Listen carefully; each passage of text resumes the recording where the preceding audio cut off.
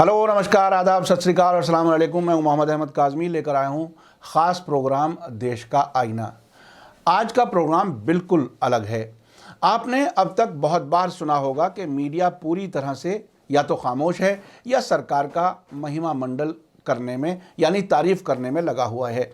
कुछ लोग इसे गोदी मीडिया और कुछ लोग इसे भोंपू मीडिया बता रहे हैं, लेकिन इस माहौल में भी जो मीडिया के लोग या मीडिया ऑर्गेनाइजेशन सही जर्नलिज्म करने की कोशिश कर रहे हैं, उन्हें सरकार की तरफ से सजाएं दी जा रही हैं। आज ही आपने अखबार में पढ़ा होगा कि केरल के मलयालम ज़बान के एशियानेट न्यूज़ और मीडिया वन टीवी लाइव को नॉर्थ ईस्ट दिल्ली के हालात दिखाने के लिए 48 घंटे के लिए पाबंदी लगा दी गई, लेकिन बाद में कुछ ही घंटों के बाद जब सरकार पर दबाव बढ़ा तो ये पाबंदी कुछ घंटों के बाद ही हटा ली गई।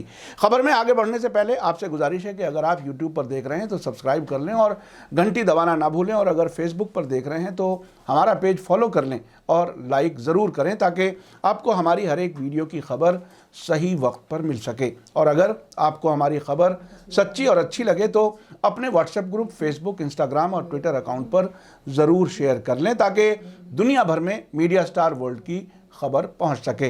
खबर यह है कि उत्तर पूर्वी दिल्ली में हुई हिंसा यानी फसाद, कम्युनल राइट्स की कवरेज करने की वजह से केरल के 2 न्यूज़ चैनल एशियानेट न्यूज़ और मीडिया वन टीवी को सूचना और प्रसारण मंत्रालय यानी ministry of information and broadcasting ने 48 घंटे के लिए पाबंदी लगा दी, जिसके बाद दबाव पड़ने पर उसे हटाना भी पड़ा। यह पाबंदी 6 मार्च की शाम 7:30 बजे लगी और बाद में 1:30 बजे रात को एशियानेट न्यूज़ पर पाबंदी हटी, जबकि आज सुबह 7 बजे दूसरे चैनल यानी मीडिया वन टीवी चैनल पर पाबंदी हटा दी गई। ये पाबंदी 6 मार्च की शाम 7:30 बजे लगाई गई और बाद में 1:30 बजे रात में एशियानेट न्यूज़ पर पाबंदी हटी, जबकि आज सुबह 7 मार्च को दूसरे channel media one TV channel से पाबंदी हटा दी गई। जब पाबंदी लगाई गई तो सरकार की तरफ से जारी बयान में कहा गया कि एशियानेट न्यूज़ का कवरेज एक तरफा था। साथ ही ये भी कहा गया कि ऐसी खबरों से समाज में सांप्रदायिक नफरत यानी कम्युनल हेट फैलता है। मंत्रालय ने कहा कि मजहबी जगहों यानी रिलीजियस प्लेसेस पर हमले और एक ख़ास समुदाय पर की जा रही हिंसा को दिखाया गया था। मलयाली चैनल मीडिया वन और एशियानेट न्यूज़ टीवी पर रोक लगाने से पहले शो कॉज नोटिस जारी किया गया।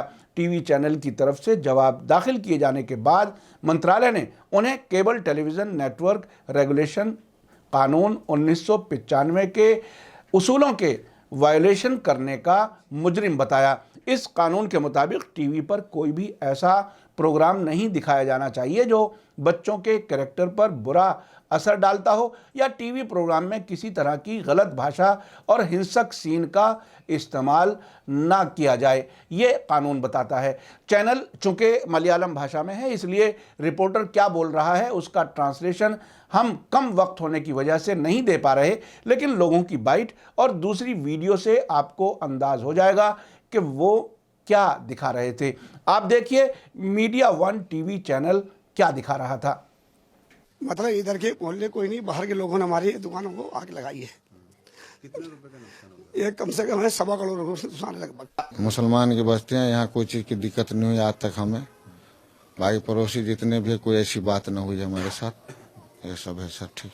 Ministry of information and broadcasting ने देश भर में किसी भी प्लेटफॉर्म से इन दोनों चैनलों के प्रसारण, पुनर्प्रसारण यानी टेलीकास्ट और रीटेलीकास्ट पर 6 मार्च शाम 7:30 बजे से 8 मार्च 7:30 बजे तक के लिए रोक लगा दी थी। दोनों चैनलों को जारी ऑर्डर में दोनों चैनलों की रिपोर्टिंग को नियमों के खिलाफ यानी कानून के खिलाफ बताया और कहा गया कि दिल्ली के हालात काफ़ी नाजुक हैं, ऐसे में इस तरह की रिपोर्टिंग मुल्क भर में नफरत बढ़ा सकती है। इसके बाद सूचना और प्रसारण मंत्रालय यानी इंफॉर्मेशन एंड ब्रॉडकास्टिंग मिनिस्ट्री ने सभी टीवी चैनलों को सलाह दी है कि वे किसी भी हिंसक सामग्री यानी वायलेंट कंटेंट को ब्रॉडकास्ट करते वक्त सावधानी बरतें। साथ ही कहा है कि जो कंटेंट कानून व्यवस्था के खिलाफ हो या जो राष्ट्र विरोधी नज़रिए को बढ़ावा देता हो उसे ब्रॉडकास्ट करने से बचें। मंत्रालय ने टीवी चैनलों को मजहब, समुदाय यानी रिलीजन और कम्युनिटी को ठेस पहुंचने वाले कंटेंट के ब्रॉडकास्ट से भी बचने को कहा है। साथ ही मीडिया में बताया गया कि दिल्ली हिंसा में आरएसएस और दिल्ली पुलिस को क्रिटिसाइज करने और एक तरफा समुदाय का पक्ष लेने यानी एक कम्युनिटी का पक्ष लेने के इल्ज़ाम में सेंट्रल गवर्नमेंट ने इन 2 टीवी चैनलों पर 48 घंटे का पाबंदी लगाई थी। इस रोक लगाने की कई हलकों से आलोचना की गई है यानी क्रिटिसाइज किया जा रहा है, जिसमें कांग्रेस के सीनियर लीडर रणदीप सिंह सुरजेवाला ने भी कहा है कि बीजेपी की सरकार दिल्ली दंगों पर कोई भी बात नहीं करेगी, लेकिन उन्होंने एशियानेट न्यूज़ टीवी और media one TV live channels पर सख्ती दिखाई है। गुलाम बनाना, दबाव डालना और गला घोंटना ही बीजेपी का मंत्र है। क्या यही न्यू इंडिया है? ये सवाल किया है कांग्रेस के स्पोक्सपर्सन और लीडर ने।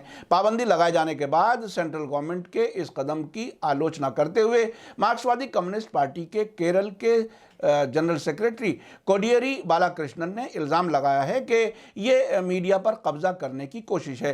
कांग्रेस के लीडर रमेश चेन्नीथला ने इसे प्रेस की आज़ादी के खिलाफ और अनकॉन्स्टिट्यूशनल बताया है। केरल के फाइनेंस मिनिस्टर थॉमस इसाक ने कहा है कि दिल्ली वायलेंस की निष्पक्ष रिपोर्टिंग यानी अनबायस्ड रिपोर्टिंग करने और इस वायलेंस में हिंदुत्व की सांप्रदायिक टोली के रोल का खुलासा करने की वजह से चैनलों पर रोक लगाई गई है। गौरतलब है कि उत्तर पूर्वी दिल्ली में भड़की हिंसा में मरने वालों की तादाद बढ़कर 53 हो चुकी है। थर्सडे को अस्पताल में कुछ और लोगों की चोटों की वजह से मौत हो गई यानी घायल होने की, चूंकि वो बहुत सीरियसली जख्मी थे। अधिकारियों के मुताबिक अब तक सिर्फ गुरु तेग बहादुर अस्पताल में ही 44 लोगों की मरने की पुष्टि हो चुकी है। इसके अलावा 5 लोगों की मौत मनोहर लोहिया अस्पताल में, 3 मौतें लोकनायक जयप्रकाश अस्पताल में और 1 की मौत जग प्रवेश चंद्र अस्पताल से रिपोर्ट की गई है। इसके बाद समाचार एजेंसी एएनआई के मुताबिक सूचना प्रसारण मंत्री यानी information broadcasting minister Prakash Javadekar ने कहा है कि केरल के 2 समाचार चैनलों के प्रसारण पर लगाई गई रोक हटा ली गई है। ये दबाव बनने के बाद ये मंत्री जी ने यह बयान दिया, ये मजबूरी में हटाया गया एक कदम है। उन्होंने कहा कि हमारा मानना है कि गणतंत्र में यानी डेमोक्रेसी में मीडिया की आज़ादी होना ज़रूरी है। जब इमरजेंसी के दौरान मीडिया पर पाबंदी लगाई गई थी तब हमने यानी बीजेपी ने उसकी मुखालिफत की थी। प्रधानमंत्री ने भी इस पर चिंता जताई है। हम मामले की तह तक पहुंचेंगे और गलत करने वाले के खिलाफ जो भी ज़रूरी कदम लेने हैं वो लेंगे, ये मंत्री जी ने कहा है। उन्होंने कहा कि सभी को इस बात की समझ होनी चाहिए कि आज़ादी के साथ जिम्मेदारी भी होती है।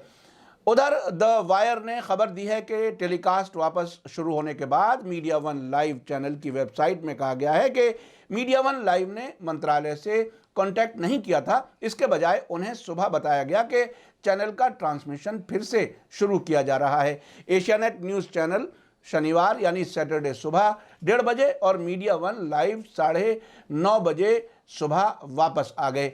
6 मार्च 7:30 बजे से इन दोनों चैनलों की स्क्रीन काली दिखाई गई थी। जल्दी में तैयार की गई रिपोर्ट आपको कैसी लगी कमेंट्स में ज़रूर लिखें। इसी के साथ मुझे दीजिए इजाज़त। थैंक यू, धन्यवाद, शुक्रिया। जय भारत, जय हिंद।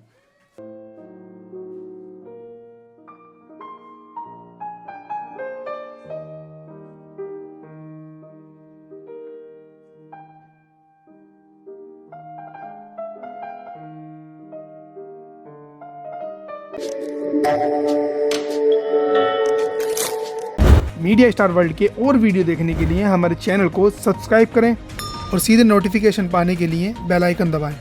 और अगर हमारी खबर सच्ची और अच्छी लगे तो अपने व्हाट्सएप, इंस्टाग्राम, फेसबुक और ट्विटर अकाउंट पर जरूर शेयर करें।